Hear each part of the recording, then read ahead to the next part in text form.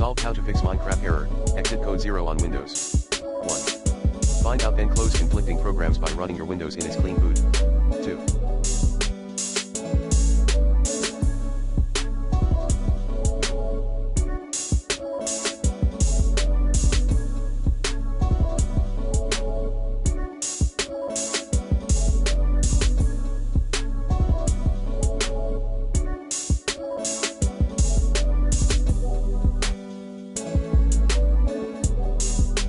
Update your graphics driver using the recommended Avast driver updater in this video guide.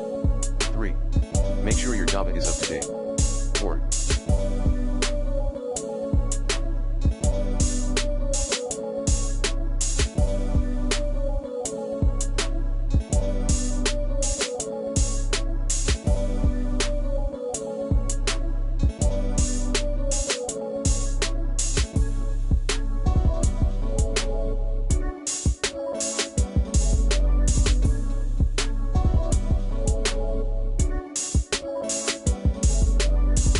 Backup then remove all the mods.